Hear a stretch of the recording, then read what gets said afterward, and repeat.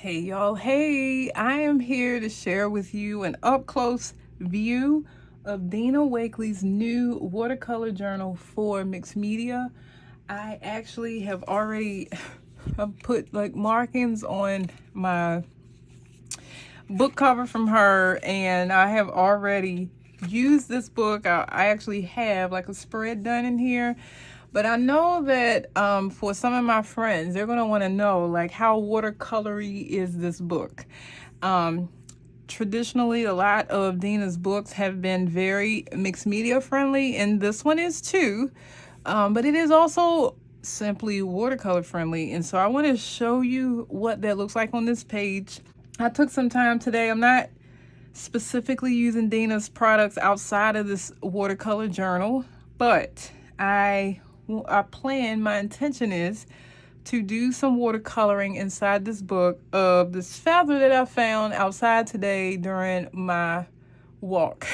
So for those of you who know, I've been taking a break from social media, and so that has allowed me the space to get outside and explore, to read more books, to create more art. Like, I have been doing all the things, y'all, in peace, and I have loved every moment of it. But I wanted to dig a little deeper. I'm sure that you're going to see a lot of mixed media and watercolor spreads, but I wanted to show you just what watercolor looks like in Dina's new watercolor journal. So what I'm going to start with is I'm using a size 6 round brush. I also have a size 4 round brush. I don't know if I'll need both. I will tell you why I have these two. So this is like one that some of the bristles have frayed a bit, and I kind of paint with this one a lot. And then this one is newer. As you can see, there's not a lot of color in the brush. And so this is a fresh tip. It's a very sharp tip, and I'll need that for painting some of the edges of my feather. One of the things that I did before starting this video was I went ahead and tried to like sketch out a larger version of this feather for the purpose of having that ready for this. But another thing I want to do is show you the 3 colors I plan to use today. I actually will also show you my watercolor palette. And so I pulled the 3 colors I wanted to use. They have magnets on the bottom. I personally put this on all of my watercolor pans, and they stick to this, and so I don't have to worry about them, coming off as I'm using them. But on the inside of my palette, if I got it the right direction, this is my swatches for this palette, as well as all the watercolors I've collected over time from various brands.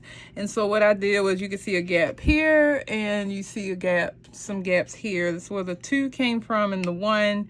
And those colors are Blue Thistle, which I think was from Archer and Olive at one time, and on the back here is the rest of my swatches.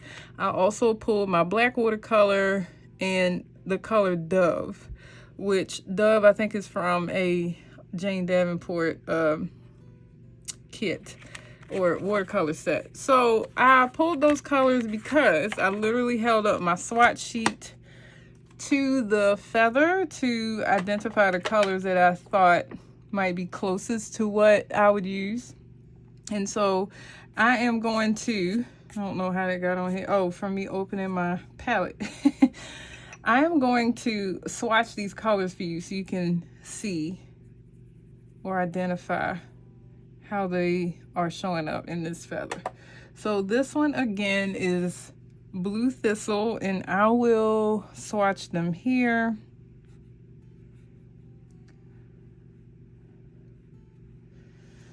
And then I like my boxes to be really, really neat. And then I just blot like some of that extra color in on the side. I also have a second like a set of water here. I have 2. So the one that I'm like cleaning my brush off in, I'm not going to use when I need to switch out colors, or if I need a pool color while I'm painting or anything like that, I will use my clean water, which is my second water container that you can't see. It's off camera, but it exists.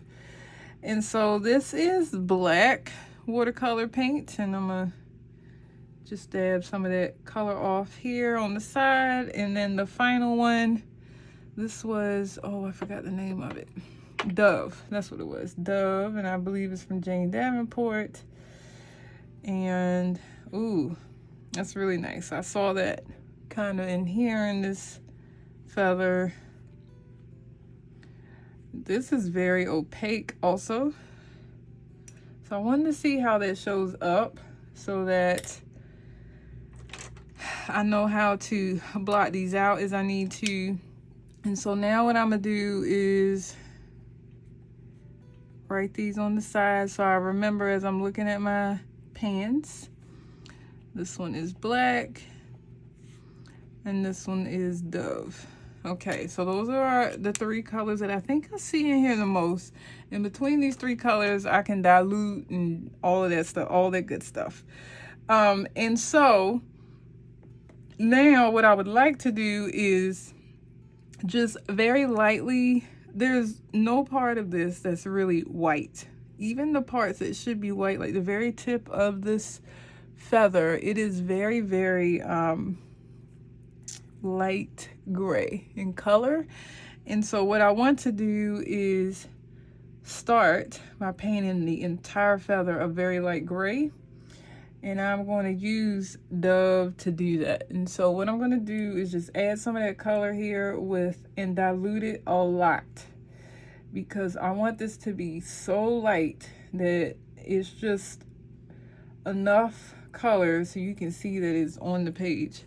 So what I'm gonna do first is see, is that the lightness that I want? I think so. It could go for another round of water. Okay, so I'm ready to add this color now. And if it's too dark, just keep it in mind, watercolor dries light, so I don't have to worry so much about the color being too dark, at least initially. And then I will just pull this color from here.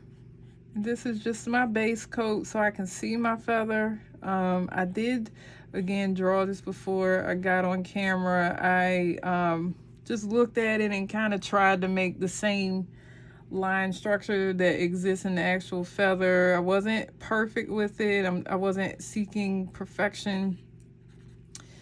I was seeking an outline. So that's essentially all I put here. But you can see here, this is pure watercolor and it's already just taken so well on this paper. And I wanted my watercolor artists who love Dina and who love good watercolor notebooks to see what that looks like. And so you can see here, the tip of this is already the color on the page.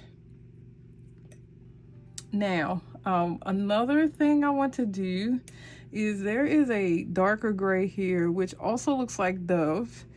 I am going to put an opaque version of that close to the bottom of this. So I'm gonna dab some of that off here.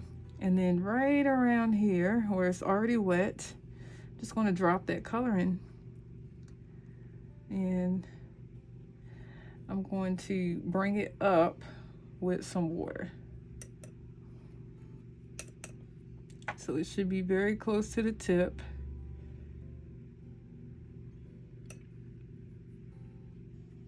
Just pulling that color out with water and not trying to like paint that color in, if that makes sense.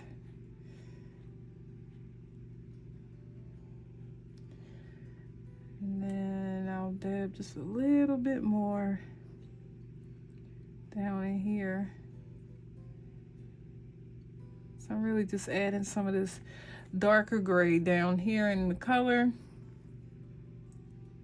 making sure that's evenly spread out here, so you can see that this paper blends well. And for those of you who paint a lot in a lot of different notebooks. Just so you know, this is 300 GSM, and it is cold pressed watercolor paper, which I prefer.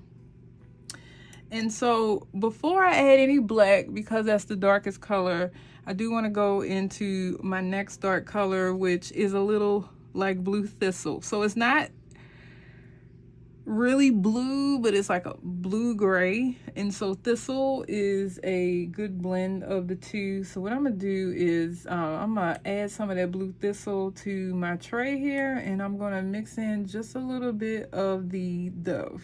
So it's gonna hopefully give me more of this color. So I'm gonna need more of the blue thistle. I'm gonna just keep mixing this until I feel like I got that color. And again, I'm going to do a light wash of this across this bottom part of the feather, going into the very bottom, because it lightens up again around that area. So I want to start here at the top, and I won't add any more color until I spread all this color out that I just added. So I'm just gonna pull in that color from here. I'm not worried about it looking perfect up top because it is going to have black in the center there. So essentially I'm just making sure this background is fully colored. And again, I just added some clean water to my brush and pulled the rest of this in. I'm not seeking perfection here, neither should you if you're painting with me. We are just trying to be creative, play around in this watercolor notebook. Oh my gosh, it's so fun. I can't wait to show you what I did on the other page. And it was just so fun to do. Adding other mixed media elements to this was really a joy.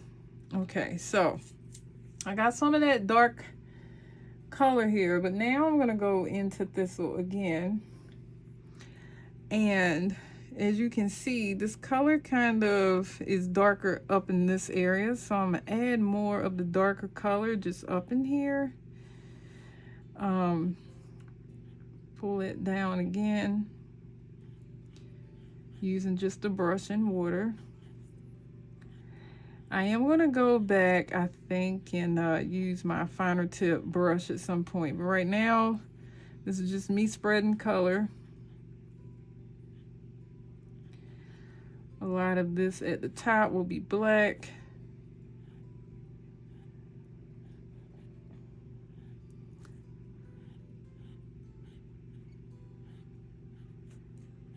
So you can see the blend here is very watercolory. See how it's like bleeding out? That's what you want when you're working with good watercolor paper. So I am a fan. Definitely will be using this just for, not just for mixed media, because we know that Dina loves a good mixed media spread, but also just to paint for myself, paint my own watercolor pieces. I'm looking forward to seeing how I can fill this book with some really cool watercolor imagery like this feather. So all right, so this might be just a tad bit bluer than this color, but I didn't want it to be super black or dark, because this, I learned from some research, is a blue jay feather, and blue jays do have a lot of blue in their coloring, which is why I selected blue thistle versus a dark gray, or mixing black with the dark gray. And I think it's important to note that we don't have to make things look exact. I am not a realism painter. So I paint for fun, I paint for interpretation, and so that shows up a lot in what I do. I do need to let this dry, because at this point, if I add anything immediately, this is going to turn into it's going to spread basically. So I need to allow this to dry, and then I'm going to come right back. Okay, so it is more dry. It's not fully dry. One of the things that I did while it was drying was I wet my brush with the finer tip. This is a size 4 with some clean water. And then if you remember, all of this was painted in blue thistle. I just took the clean brush and went right down the center to recreate the line that's in the center of my feather. And so it is a bit lighter. I was just going to paint the line in, but I decided to use the watercolor techniques that I know and clean that area up for the actual line that exists. So as you can see here on the feather, it's like, it is a color, but it's still light, just a tad bit lighter than the rest of the feather. And so I wanted to highlight that as much as I could before this dried fully. And so if it's not fully dry, you can still go through with a wet brush and pull some of that color up. That's the benefit of watercolor, is that it's very forgiving. You can pull up color as well, lift the color. And so on that note, we are almost done. Like, all I really need to do is add some very fine details using my black. And so that's definitely going to alter the look of this. I'm going to start with the area up at the top where there's like a widow's peak marking in this feather. And so I'm going to trace the outline of this first. And so the line is a little dark here. Gets a little curvy here again, goes up into this area. And then I think it looks a little like this in the center. I'm going to paint around the center. I'm not going to paint that all the way in, although it was a little wet, so it's bleeding in there. I'll show you how to clean that, but I'll do the same on this side. It's a little further down in the color here. And so I'm just going to paint close to the line. I'm going to clean my brush off and do the cleaning up of the center again, just to get my center line back.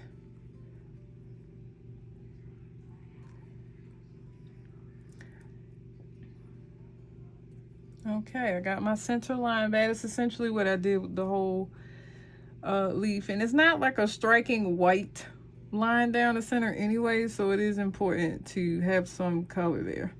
I also want to like blur out the line at the top because it's not this strikingly dark as I have it here. So I'm going to just temper that a bit.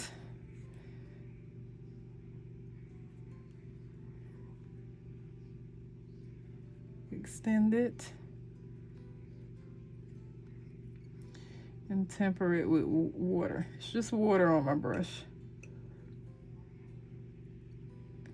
Using the color to make it look the way I want it to look, the color that has already been laid down. And then cleaning up the sides.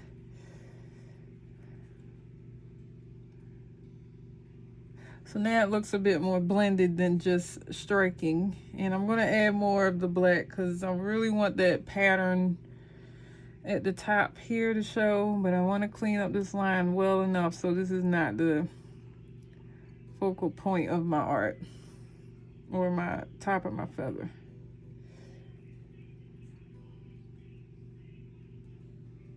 Okay, I did it. I blurred it out. And now I'm gonna come back to black and like fill in the rest of this pattern here if it's not too wet.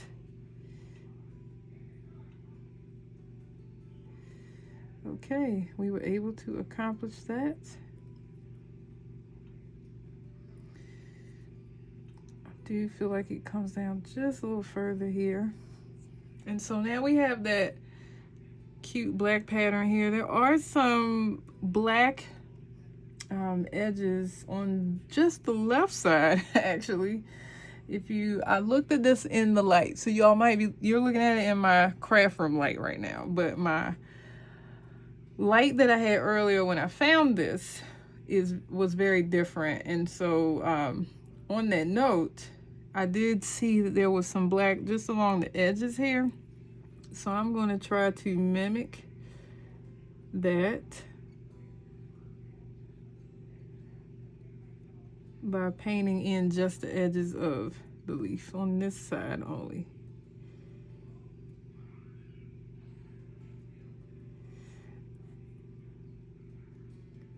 And I'm gonna add some little wispy pieces to make it not look so perfect.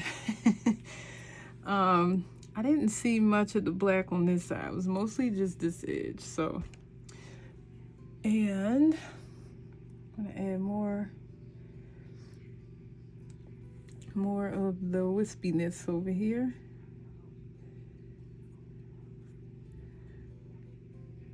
And then, okay, so from the center of this to the edge, there are some like little lines. It's not important that they all are present in this, but I do want to add some so that there is a like idea of there are very wispy lines here inside this feather.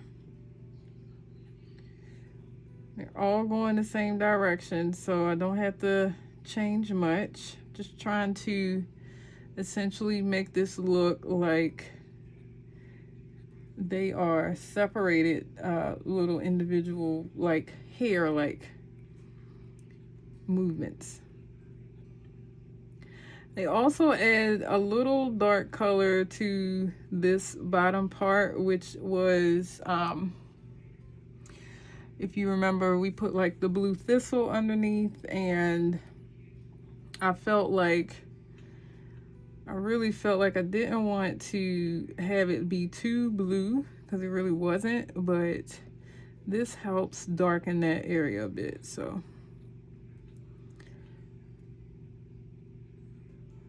and I'm being careful to make sure that I do as thin lines as I can.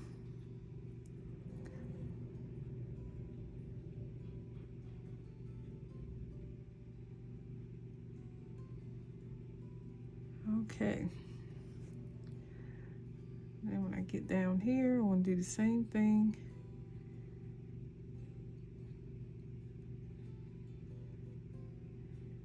Add a little wispiness here.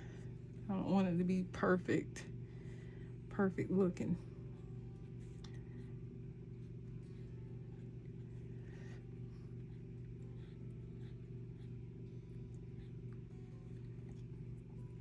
And then let's see, how do it's starting to lighten up towards the bottom. So I think some of my lines need to turn into like thistle and black combo.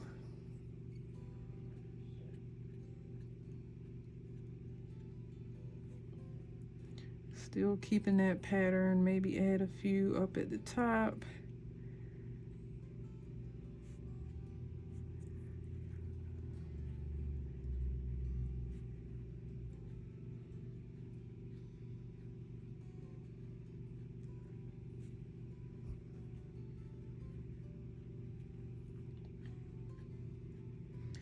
So for anyone who was like thinking about just using this as a watercolor book versus watercolor plus mixed media, you can most definitely do that, and that's what I wanted to demonstrate here. There is a lot of wispiness down here on the bottom, so I'm just going to add a little bit of that, especially here.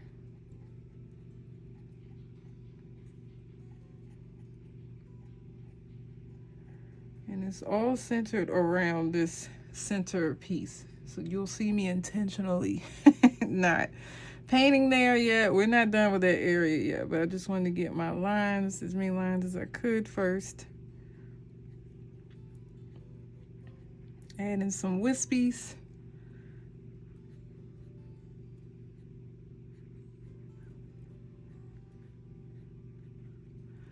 Okay, and then I might add just a few at the top.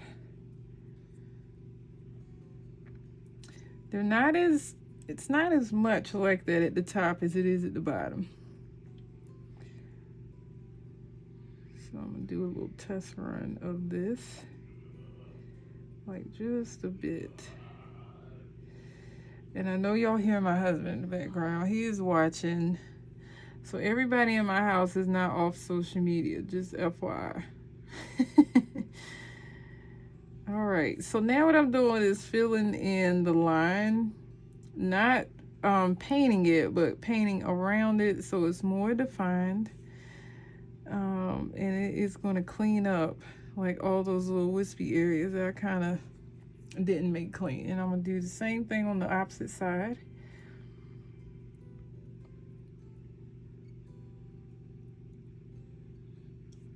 If you go too far, like I just did at the top, if it bothers you, you know how to clean it now. Just take a clean brush and go over that area. And then I don't want that line to be so hard here at the bottom, so I'm making some of those wispies again from the bottom. I used the Dove for that part because I didn't want it to be so strikingly black. But I am going to add a bit of black back to that area at the top.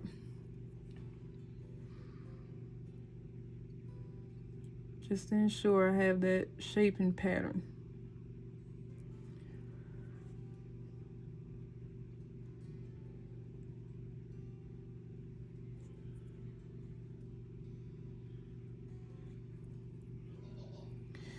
And more on the edges a little.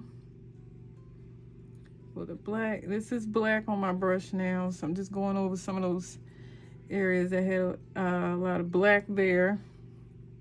I don't really have much other locations where you see that. I do want to highlight that this looks very similar to this side, and it looks like it goes down a little further than that side. So I wanted to just emphasize that quickly, and then I'm going to try to clean up this center just a little bit.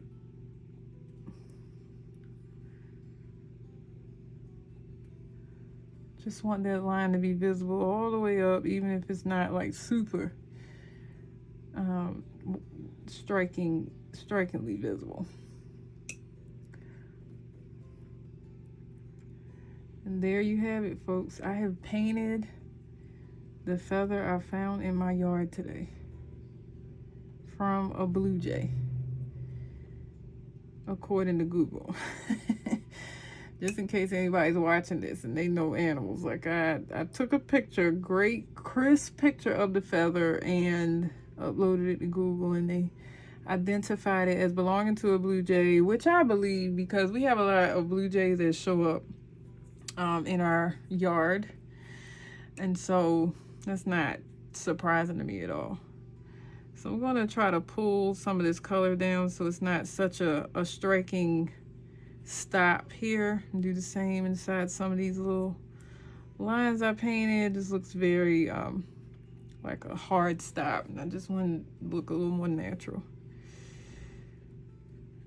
So you can also add water to areas that just look like a hard stop and just blend those areas in if you need to with some water, clean water.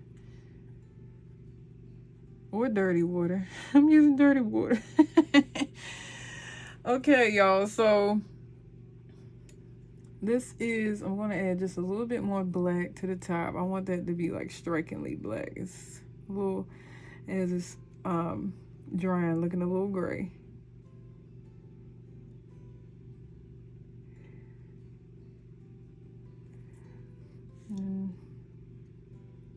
Want that to look more like an edge and not a painted feather end.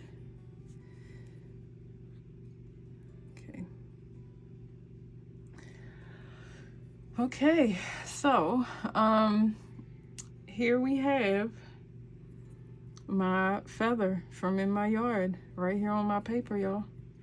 And I do want to remove my feather and add some splatters, because y'all know we like splatters. So I'm gonna just use some of the dark color that's already here. Splatter this in a few places. I also have a quote that I want to type on here. This is beautiful to me. I'm gonna have splatters all over my desk when this is done. I want to write, or paint rather. I'm going to paint 2 different words, and then I will fill in the letters, other words and letters with a regular pen. So I'm going to type, y'all, I'm typing with this. I'm going to paint the word feathers.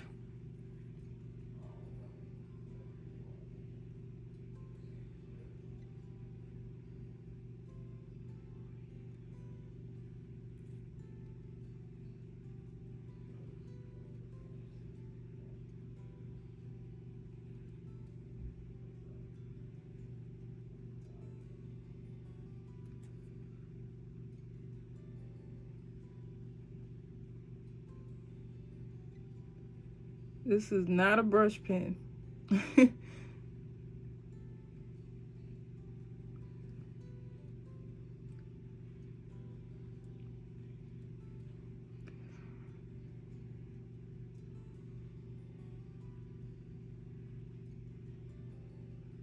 Okay, so I have the word feathers, and then I'm also going to, so this is going to say, if feathers don't ruffle, nothing will fly. So I need to space this out in my head. Don't ruffle, nothing will, and then I'll put fly about right here. Same color.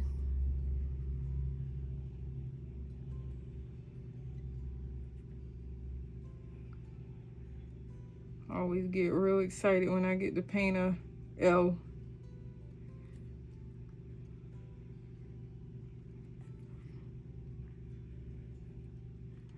This is where the concept of brush pen came from, is you actually use the brush.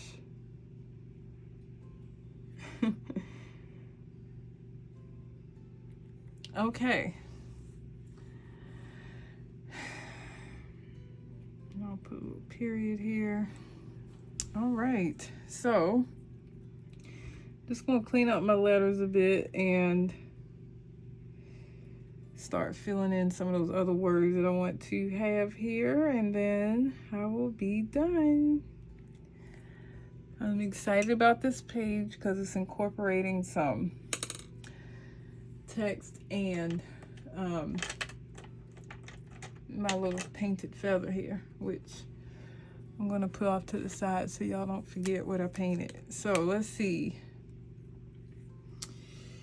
I thought I was gonna mess up my my splatters, because sometimes I'll stick my hands in there and then they smear, but I didn't do that this time. Look at me. Okay, so let me color this a bit. This is also a brush pen by Pen. It's fine line, it's water and fade proof. So just in case I do something else on here with the watercolor, it should be fine. So I'm gonna write in all caps, if, and then let's see, don't ruffle.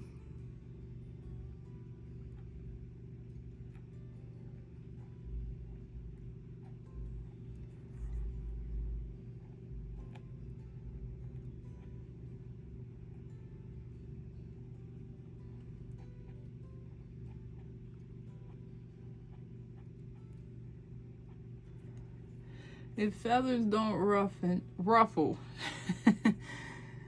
let's see, nothing.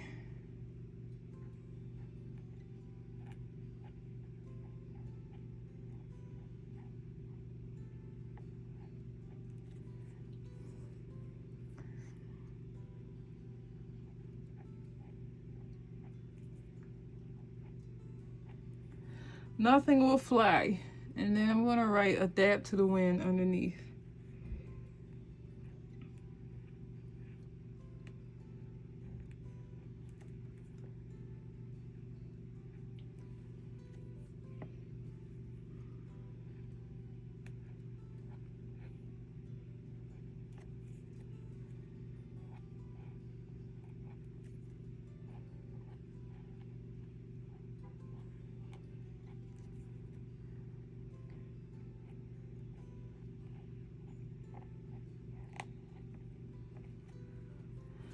Okay, and that's my little message to myself around this page. I have my swatches here. I have, what else? My feather. I'm probably going to use this for something else also, so I'll keep that. Also wash this feather, y'all. I just want you to know, because when I was growing up, I learned, or I used to often hear, that I wasn't supposed to touch that kind of stuff. So I didn't want y'all to think I was being gross. I want to just smudge this a bit. I don't want those lines to be so striking. Okay, here we go. Maybe even smear this a bit too. Okay, there we go. I washed the feather. I probably will laminate and use it for another little project or something. And then I think maybe I'll put something else here at the bottom, but I'm not sure yet. But for now, I wanted you to have an up close look at how well this Dina Wakley watercolor journal works with watercolors. So I'll give you an up close look. Still a little wet in some places, but that's okay. You can see overall that it really took to the watercolor. The blending, all of that matters to us, those who watercolor a lot. And you can see the swatches here. I love how this turned out. Now, before we go, and without turning my page fully because it's still a little bit wet, I want to show you quickly what I previously created. And so this is a page that you'll see on my feed today. This was using Dina Wakley's products. This is one of her new stencils, which I don't have in front of me at the moment, but I will put a link to it I'll link shopping with Dina and Ranger in my description underneath the video, and then identify what was used as far as the stencil is concerned. This is also some old Dina vellum here that I cut down the letters in and cut the letters I needed to put eyes on you. And so to drive that point home, I used part of a viewfinder disc here on her shirt, and the rest is history. But you can see even in her hair how that watercolor took so well, and in this blob here in the corner. So watercolor is a friend of this watercolor journal.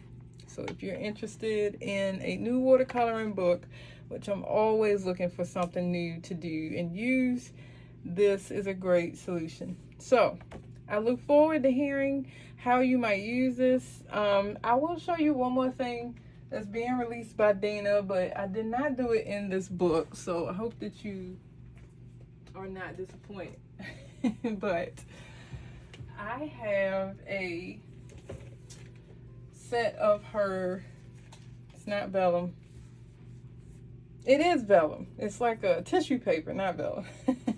And that was not vellum. This is acetate. I keep mixing those two up.